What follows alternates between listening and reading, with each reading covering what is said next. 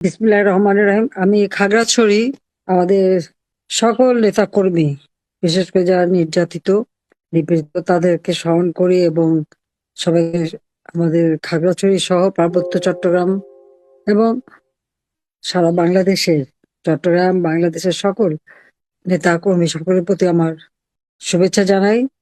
আমি জানি আমাকে মৃত্যুদণ্ড দেওয়া হয়েছে এবং আমাদের নেতা কর্মী অনেকের খুব মন খারাপ। আমি একটা কথা বলবো যে মন খারাপ করার কিছু নেই, রাজনীতিতে এরকম সময় আসে। আর ওরা কারা যে মৃত্যুদণ্ড দেয়?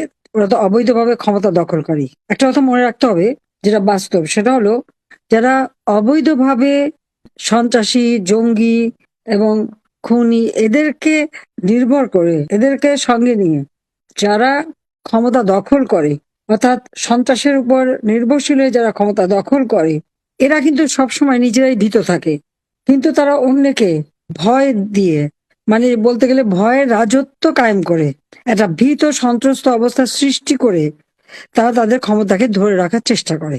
কারণ তারা মনে করে তাদের যেহেতু জনসমর্থন নাই, একটা চক্রান্তের মধ্য দিয়ে আসে, ষড়যন্ত্র করে আসে, অবৈধ অর্থ বিলিয়ে আসে, সেই কারণেই এরা একটা ভীতিকর পরিস্থিতি সৃষ্টি করে, কারণ এদের মনের ভিতরে ভয় থাকে, দুর্বলতা থাকে। সেই জন্য বাইরে সেটা ওইভাবেই প্রকাশ করে যে তারা সকলের উপর একটা মানে ভয় ভীতি দিয়ে তারপর তারা ক্ষমতাকে মনে করে যে এটাই টিকে থাকার একমাত্র উপায়। আর ক্ষমতার মসনদ টিকে রাখার জন্য তারা এই অবস্থাটা সৃষ্টি করে। এই ক্ষমতার মসনদ যেটা দখল করলো, ওটা ধরে রাখার জন্য কোনো জনগণের সমর্থন না, জনগণের ভালোবাসা না, জনগণের আস্থা না, বিশ্বাস না, একটা ভীতিকর পরিস্থিতি। আর এই ভয় ভীতিটা যতদিন পর্যন্ত সাগরে না কাটিয়ে উঠতে পারবে, ততদিন এরকম মর্মে মরে থাকতে হবে। হ্যাঁ, আমাকে মৃত্যুদণ্ড দিয়েছে, আমি পরোয়া করি না। আমি বাংলাদেশে ইনশাল্লাহ আসবই, অবশ্যই আমি আসবো। আর তাদের মৃত্যুদণ্ড, তাদের ফাঁসির দড়ি কত শক্ত বা কত বুলেট আছে সেটা নিশ্চয়ই যাচাই করব।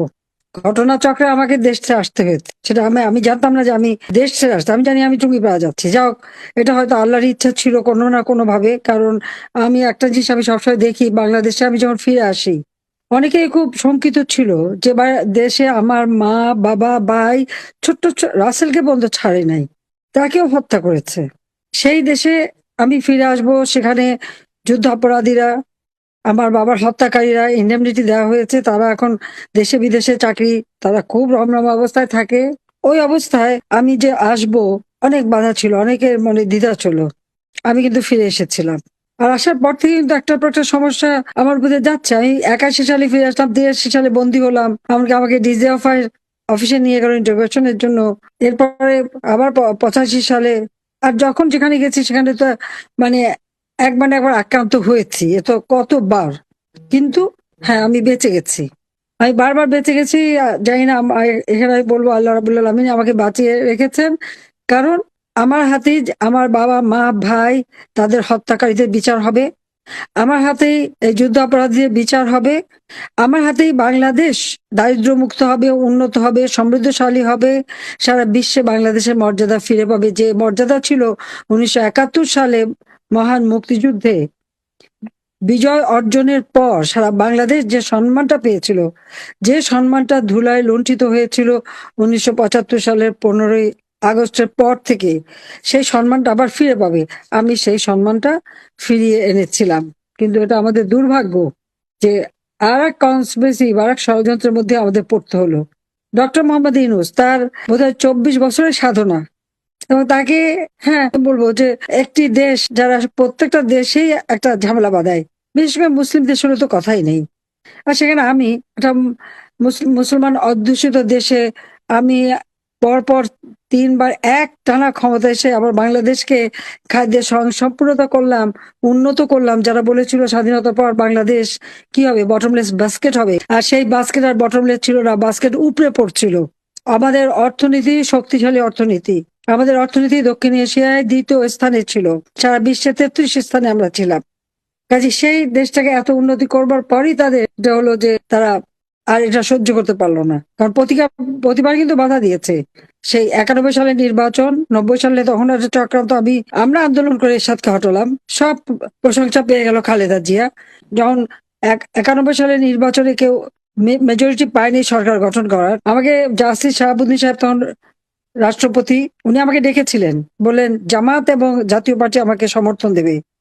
আমাকে বললো আপনি সরকার গঠন করেন। আমি করি নাই। কেন করি নাই সেটা নিশ্চয়ই বুঝতে পারেন। এই যে আমি ওইরকম যখন তখন কিছু পাওয়ার জন্য করি না। আমার ছিল যে ক্ষমতাটা থাকবে এমন যে আমি যেন জনগণের কাজ করতে পারি। নইলে ওরকম হঠাৎ একটুখানি সময়ের জন্য সরকার গঠন করা বা এগুলি অনেকবারই আমি সুযোগ পেয়েছি, কিন্তু আমি ওভাবে নেইনি। আমি জনগণের ভোটে নির্বাচিত হবো। আমি খালি বলেছিলাম ওনাকে যে আমি মাপ চাচ্ছি, রাষ্ট্রপতি বললে সেটা মানতে হবে, এটা কনস্টিটিউশনাল নিয়ম, কিন্তু আমি তবু আপনার কাছে ক্ষমা চেয়ে নিচ্ছি, কারণ আমি যেহেতু মেজরিটি পাইনি সেহেতু আমি সরকার গঠন করব না। আমি জানি না পৃথিবীতে কেউ এভাবে ত্যাগ করতে পারে কিনা, এই লোভ যে বাংলাদেশের প্রথম মহিলা প্রধানমন্ত্রী আমি হবো। আমি কিন্তু হইনি। জানি না আমি ভুল করেছিলাম কিনা, শুধু করে বলতে পারবো না। আমার বিবেক যা চেয়েছিল আমি তাই করেছিলাম, কারণ আমি চেয়েছিলাম দেশের উন্নয়ন করব। 96 সালে অনেক ঝড়ঝঞ্ঝা পার হয়ে আমরা সরকার গঠন করে জনগণকে এটা দেখালাম যে হ্যাঁ, আওয়ামী লীগ পারে। প্রথম বাংলাদেশ খাদ্য সংসম্পদ অর্জন করে, এবং আমরা শিক্ষা দীক্ষা স্বাস্থ্যসেবা সবকিছুতেই আমরা এগিয়ে যাচ্ছিলাম। আবার একটা কনস্পিরেসি পড়লাম 2001। 2001-এর নির্বাচনে যেভাবে যেভাবে 2001-এর নির্বাচনে কারচুপি করে আমাদের হারানো হলো, কিন্তু সেটা কিন্তু আর কেউ বলে না। অদ্ভুত ব্যাপার। যে নির্বাচনগুলি আমরা সুষ্ঠুভাবে করলাম, জনগণের ভোটে নির্বাচিত হলাম, সেইগুলি নিয়ে প্রশ্ন তোলে, কিন্তু সেই জিয়াউর রহমানের হ্যানা ভোট, তারপরে তার রাষ্ট্রপতি ভোট, সংসদ সদস্য ভোট, বা 81 সালের রাষ্ট্রপতি ভোট, এরশাদ সাহেবের সেই 88 সালের ভোট, বা 96 সালে 15 ফেব্রুয়ারি খালেদা জিয়ার ভোট, প্রত্যেকটা নির্বাচনে যে একটা কারচুপি এবং তার একটা ফলাফল, এবং এমনকি 2006 সালে খালেদা জিয়ার যে নির্বাচন যেটা বাতিল হয়ে গেল, এই যে প্রত্যেকটা জায়গায় যে ভোট চুরি, ভোট ডাকাতি, সিল মারে বাক্স ভরা, এটা নিয়ে সমালোচনা নাই। আওয়ামী লীগের আমলে যে ভোট সেটা নিয়ে, তার কারণ এই নির্বাচনগুলি যাতে না হয় তার জন্য চেষ্টা করেছে। আমরা সেটা সফল হতে দেইনি। পরপর 4টা নির্বাচনে আওয়ামী লীগ জয়লাভ করছে, একমাত্র রাজনৈতিক দল। মানুষের আস্থা বিশ্বাস আমরা অর্জন করেছি। জনগণের ভোটের অধিকার জনগণের হাতে ফিরিয়ে দিয়েছি। অর্থনৈতিকভাবে শক্তিশালী করেছি দেশকে। সামাজিক নিরাপত্তা থেকে শুরু করে শিক্ষা দীক্ষা সবকিছুতে আমরা জনগণকে একটা সুন্দর পরিবেশ এনে দিয়েছিলাম। যেখানে জাতীয় নিরাপত্তা ছিল, জঙ্গিদের দমন করেছি। সেখানে আমাকে বানালো খুনি সারা বিশ্বব্যাপী, কিন্তু খুনগুলি করেছে কে? আমি তো করিনি। এটা তো ইউনূসের মেটিকুলাস ডিজাইনের ফল। চিফ প্রসিকিউটর যে কথাগুলি বললো, আমি আগুন দিয়েছি, আমি মেট্রো রেল, বিটি ভবন নাকি আমি আগুন দিয়েছি, অথচ তাদের লোকরা নিজেরা যেখানে স্বীকার করছে, অপরাধীরা নিজেরাই স্বীকার করছে। আর অপরাধী বলেই তো ইউনূস তাদেরকে দায় মুক্তি দিল, কিন্তু মামলা আমাদের আওয়ামী লীগের সকল নেতাকর্মীর বিরুদ্ধে। এবং আপনারা দেখেন যে খাগড়াছড়ির মতো একটা জায়গা, এই পার্বত্য চট্টগ্রামে কতদিন, প্রায় 2 দশক ধরে এখানে একটা দমবন্ধকর পরিস্থিতি ছিল। আমি আসার পরে শান্তি চুক্তি করি। এই খাগড়াছড়ি স্টেডিয়ামে অস্ত্রধারীরা প্রায় 1800 আমার হাতে অস্ত্র সারেন্ডার করে। পৃথিবীর কোন দেশে আজ পর্যন্ত যেখানেই শান্তি চুক্তি হয়েছে, কোথাও দেশে কি কেউ অস্ত্র সমর্পণ করেছে? করেনি। কিন্তু আমার উপর তাদের বিশ্বাস ছিল। অস্ত্র সমর্পণ করার পরে তাদেরকে আমি সামাজিকভাবে, অর্থনৈতিকভাবে তাদের প্রতিষ্ঠিত করেছিলাম। পার্বত্য চট্টগ্রামে যত উন্নতি হয়েছে, আমরা তো একই দিনে 45টা ব্রিজ আমি উদ্বোধন করি, রাস্তা উদ্বোধন করি, যোগাযোগ ব্যবস্থা, ওয়াইফাই কানেকশন দেওয়া, অর্থনৈতিক কর্মকাণ্ড যাতে উন্নত হয় তার ব্যবস্থা করা, আর্থিক সচ্ছলতা নিয়ে আসা, শিক্ষার ব্যবস্থা, সবই তো আমি করে দিয়েছি। মেডিকেল কলেজ, ইউনিভার্সিটি সবকিছু পার্বত্য চট্টগ্রামে করে দিয়েছি। যখনই কোনো দুর্যোগ হয়েছে আমি ছুটে গেছি। সেই লোগান হত্যাকাণ্ড এবং সেখানে ঘর পুড়িয়ে দেওয়া, আমি সবার আগে ছুটে গেছি সেখানে। পার্বত্য চট্টগ্রাম আমার খুব চেনা। আমি গোটা পার্বত্য চট্টগ্রাম 1970 সালে আমার মার সাথে আমরা সারা পার্বত্য চট্টগ্রাম ঘুরে বেরিয়েছি। সেই সাচেক ভ্যালি আজকে সবাই যেতে পারে। প্রাকৃতিক সৌন্দর্যের একটা জায়গা, সেখানে ট্যুরিজমটাকে আরো উন্নত করার ব্যবস্থা আমরা করে দিয়েছি। আমাদের অপরাধটা কোথায়? আর যে চক্রান্তটা ইউনূস করেছিল, বললাম তো তার 24 বছরের সাধনা, এই চক্রান্ত সে করে যাচ্ছে বারবার, অথচ তাকে সবচেয়ে বেশি সুবিধা আমি দিয়েছিলাম। কিন্তু আজকে বলে দিল 1400 লোক হত্যা হয়েছে। তা আওয়ামী লীগের তো আমি, আমার মনে হয় প্রায় 8-10 হাজার লোক, আমরা তাদের কোনো খবরই জানি না। কত মানুষকে মেরে গুম করে ফেলেছে। আজকেও আজকেও ঢাকা শহরে আমাদের আওয়ামী লীগের একজন নেতাকে হত্যা করেছে। 1 মাসের মধ্যে প্রায় 3-4টা হত্যাকাণ্ড ঘটেছে। এই হত্যাকাণ্ড কারা ঘটাচ্ছে? এটা তো ইউনূসের পেটোয়া বাহিনী। তারাই তো এই হত্যাকাণ্ড ঘটাচ্ছে একের পর এক। আগুন দিয়ে পুড়িয়ে পুড়িয়ে পুলিশ হত্যা, আওয়ামী লীগের নেতা কর্মী হত্যা, প্রত্যেকটা বাড়িতে আগুন দিয়েছে, সেখানে কেউ না কেউ মারা গেছে, তাদের কোনো নাম ঠিকানা আমরা জোগাড় করতেই পারলাম না। এমনকি 32 নম্বর যখন আগুন দিয়ে পোড়ালো, তারপরে তো সেখানেও তো আমরা পাইনি। তিন যা মানুষ পোড়া মানুষ পড়ে থাকলো, তাদের কোনো পরিচয় আমরা পাইনি। আজকে ইন্টারন্যাশনাল ক্রিমিনাল কোর্ট 1973 সালে সেটা করা হয়েছিল যুদ্ধাপরাধীদের বিচারের জন্য, বেআইনিভাবে সংশোধন করে করে সেখানে আমাদের বিচার হবে, আবার পার্টি হিসেবে বিচার হবে, কারণ দেশে প্রচলিত আইন তো আছে। তবে হ্যাঁ, একটা জিনিস ইউনুস ম্যাজিক দেখালো, যে মাত্র 20 দিনের হিয়ারিং এর পরই দেখা গেল জজ সাহেব 450 পাতার জাজমেন্ট লিখে ফেলে দিল। চমৎকার দেখালো আর কি সবকিছুতেই। আজকে যা সকলের কাছে প্রশ্নবিদ্ধ, অর্থাৎ অবৈধ সরকারের সকল সিদ্ধান্তই অবৈধ। আমি সমস্ত আহত পরিবারকে চিকিৎসা দিয়ে, আহত যারা ছিল সকলকে চিকিৎসা আমি দিয়েছি, কিন্তু 5 তারিখে আমি আসার পর তারা কি পরবর্তীতে চিকিৎসা পেয়েছে? পায়নি। 34 জনের মতো সেই সময় শহীদ হয়েছিল, আমি তাদেরকে গণভবনে ডেকে নিয়ে আসে তাদের সান্ত্বনা দিয়েছি। আমি জুডিশিয়াল ইনকোয়ারি কমিশন গঠন করে দিয়েছি তদন্ত করবার জন্য। ইউনূস যদি হত্যাকাণ্ডগুলি না ঘটিয়ে থাকে, তাহলে এই তদন্ত কেন বন্ধ করলো সে? জুডিশিয়াল ইনকোয়ারি কমিটিকে তদন্ত করতে দিল না। এমনকি ব্রিগেডিয়ার সাখাওয়াত সাহেব স্বরাষ্ট্র মন্ত্রণালয়ের দায়িত্বে যখন বললেন যে সিভিলিয়ানদের কাছে অস্ত্র চলে গেছে, 7.62 বুলেট কোথা থেকে আসলো, এটা আমাদের ভালোভাবে তদন্ত করে বের করতে হবে, এটা শুনেই ইউনূস ঘাবড়ে গেল, অমনি তাকে সরিয়ে দিল। তার কারণ কি? এই অবৈধ অস্ত্র ইউনূসেরই সাপ্লাই, সেই ব্যবহার করেছে, সেই হত্যা করেছে। এই হত্যার জন্য দায়ী ডক্টর মোহাম্মদ ইউনূস এবং তার ওই এখন যারা এনসিপি হয়েছে, সেই সাথে জামাত, বিএনপি, শিবির, তারা আওয়ামী লীগের তৃণমূল পর্যন্ত সমস্ত নেতা কর্মীর ডাটাবেস করে প্রত্যেকের উপরে হামলা এবং অর্থনৈতিকভাবে সবাইকে পঙ্গু করে দিছে। এবং এই অর্থনীতি পঙ্গু করতে যে আজকে সারা দেশের অর্থনীতি কোথায় গেছে?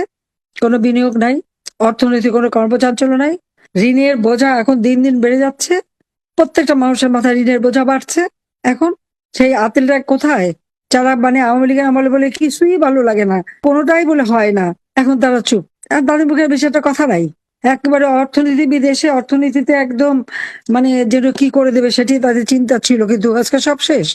আমি 18ই জুলাই জুডিশিয়াল এনকোয়ারি কমিশন গঠন করেছি। তারপর যখন তখন 6 জন মারা গেছে, যখন আরো মানুষ মারা গেল, আমি সেই জুডিশিয়াল ইনকোয়ারি কমিশনকে 3 সদস্য বিশিষ্ট হাইকোর্টের জজ সাহেব দিয়ে 1লা আগস্ট আমি প্রজ্ঞাপন করে দিলাম, এবং তারা কিন্তু এনকোয়ারি শুরু করলো। কিন্তু না, তার মানে এদেরকে দায় মুক্তি দিয়েছে, দায় মুক্তি দিয়ে ভেবেছে একে ভয়ে ভীত হয়ে পড়বো, সেটা না। আমার তো মৃত্যু পরোয়ানা সেই 15 আগস্ট থেকেই।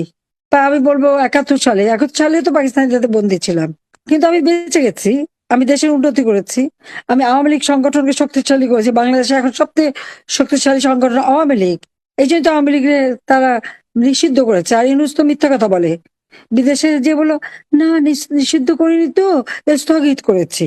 আর সেদিন আবার বলে দিল কি আওয়ামী লীগ নিষিদ্ধ, নির্বাচন করতে পারবে না, কারণ জানি যে আওয়ামী লীগ নির্বাচন করলে পরে আওয়ামী লীগই জিতবে, কারণ জনগণের যতই আমার বিরুদ্ধে মিথ্যা অপপ্রচার চালক, বাংলাদেশের মানুষ তা বিশ্বাস করে না।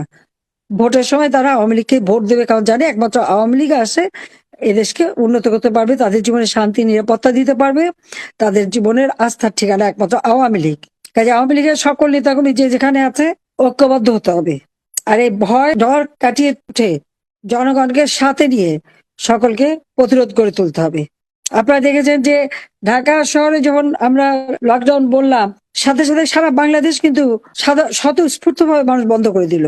কিন্তু আমি চাই না যে আমরা এভাবে বন্ধ করে আমার রিক্সাওয়ালা, দিনমজুর, খেটে খাওয়া মানুষগুলি কষ্ট পাক। আমি সেটা বলছি যে ঠিক আছে, তোমরা 2 দিন করেছো, তারপর আবার একদিন দিলে, আর না আমার মানুষগুলিকে অন্তত বাঁচতে দাও, কারণ তাদের জন্যই তো আমার রাজনীতি, তাদের জন্যই তো রাজনীতি।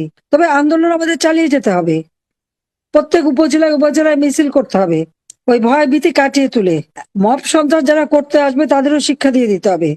কাজে আমি বলবো যে প্রত্যেক উপজেলায় সকলকেই এক হয়ে জনগণকে সাথে নিয়ে, যারা আজকে কষ্টের মধ্যে আছে, আমার কৃষক, শ্রমিক, মেহনতি মানুষ, তাদেরকে সবাইকে সাথে নিয়ে প্রতিবাদ করতে হবে, সমাবেশ মিছিল করতে হবে, প্রতিরোধ গড়ে তুলতে হবে। সাথে সাথে আমাদের পিছনে লোক থাকবে, কেউ যদি আমার নেতাকর্মীকে আবার হাত দিতে আসে তাহলে তাদের উপযুক্ত শিক্ষা দিয়ে দিতে হবে। আর যাদের ঘর বাড়ি সবকিছু পুড়িয়েছে, ব্যবসা বা প্রতিষ্ঠান নষ্ট করেছে, তাদেরকে আমি বারবার বলছি, আবারও বলবো, কোরআন শরীফে আছে হাতের বদলে হাত, চোখের বদলে চোখ। ওরা ভয়ভীতি সৃষ্টি করেছে, আপনারা যদি তাদেরকে ভয়ভীতি না দেখাতে পারেন তাহলে এদের এই বাড়াবাড়িটা চলতেই থাকবে। কারণ বাংলাদেশ এখন জঙ্গিদের দেশ হয়ে গেছে, সমস্ত সন্ত্রাসীদের দেশ হয়ে গেছে, আর ওই জঙ্গিরাই এখন ক্ষমতা চালাচ্ছে। আর ওদিকে আর একটা আছে না, কি নাম যেন, খালি হুকুম দেয়। 32 নম্বরে তারা আবার আগুন দিল 5ই আগস্ট, 5ই ফেব্রুয়ারি আবার সেখানে বুলডোজার দিয়ে ভাঙলো, আবার বুলডোজার নিয়ে গেছে ভাঙতে। আর প্যারিস থেকে এক মোল্লা আছে, মোল্লা পিনাকি, তে আবার হুকুম দেয়, আবার লিখছে যে মোল্লা পিনাকির হুকুমের পরেই নাকি এরা সরে গেছে, আর্মি আর পুলিশ নাকি এই জঙ্গিদের সাথে পারে নাই। 20-25টা ছেলে তারা যে বাতুবড়ি করে যাচ্ছিল, হ্যাঁ, আর্মি পুলিশে তাদেরকে বাধা দিয়েছে, আর সেখানে সে এই কথাগুলি বলে দিল যে সে ওই মোল্লার কথা শুনলেই নাকি সবাই চলে যাবে। আমি মোল্লাটা মিথ্যা বলছি না, ও কিন্তু একজন জামাত নেতার মেয়ে বিয়ে করার সময় মুসলমান হয়েছে। ভট্টাচার্য লেখে, এটা মাথায় রাখতে হবে, এটা আমরা জানি। কাজে আমি আর কথা বলাবো না, আমি একটাই বলবো, আল্লাহ জীবন দিয়েছে, আল্লাহ জীবন নেয়ার মালিক, দেওয়ার মালিক আল্লাহ। আর আমি আমার জীবনটা সবসময় খরচের খাতাই ছিল। আমি যখন বাংলাদেশে প্রতিদিনই ভাবতাম, সকালে উঠে ভাবতাম যে না, আমার একটা দিন পেলাম। এখন আমার দৃঢ় বিশ্বাস যে এই ইউনূস এবং তার যত অপকর্ম বা এই জঙ্গি সন্ত্রাসীদের হাত থেকে আমাদের দেশকে মুক্ত করতে হবে, দেশের মানুষের শান্তি নিরাপত্তা আনতে হবে। আমরা অসাম্প্রদায়িক চেতনার বাংলাদেশ, যেখানে ইউনূসের আমলে বুদ্ধিস্টরা তাদের বুদ্ধ মঠ পুড়িয়ে দিয়েছে, 11টা গির্জার উপরে হামলা করেছে, গির্জা ধ্বংস করেছে, হিন্দু মুসলমান খ্রিস্টান কেউ রেহাই পায়নি, মাজার শরীফ গুলি ধ্বংস করেছে, মসজিদে হামলা করেছে। ধর্মের নাম ব্যবহার করে তারা মানুষকে বিভ্রান্ত করে। কাজে এদের হাতে, জঙ্গিদের হাত থেকে দেশকে রক্ষা করে দেশের মানুষের জীবনের শান্তি নিরাপত্তা ইনশাআল্লাহ আমরা ফিরিয়ে আনবো, এবং সেদিন বেশি দূরে না। আর আমি অবশ্যই আসবো। অনেকে মনে করছে আমি আসবো না, কেন আসবো না, সময় হলে ঠিকই আসবো। হ্যাঁ, আল্লাহ যেমন আমাকে নিয়েও আসছেন, ফিরবো, দেশকে উন্নত করব, দেশের হারানো গৌরব আবার ফিরে আসবে। কাজে সবাই ভালো থাকেন, সুস্থ থাকেন, এবং মনের জোর নিয়ে, জনগণের শক্তি বড় শক্তি, এই শক্তি দিয়ে ওদেরকে প্রতিহত করেন। আমি যেখানেই থাকি আছি, বাংলাদেশের মানুষের সাথেই আছি। কাজে আজকে সবাইকে আবার ঐক্যবদ্ধ হওয়ার আহ্বান জানিয়ে শেষ করছি। খোদা হাফেজ। জয় বাংলা, জয় বঙ্গবন্ধু, বাংলাদেশ চিরজীবী হোক।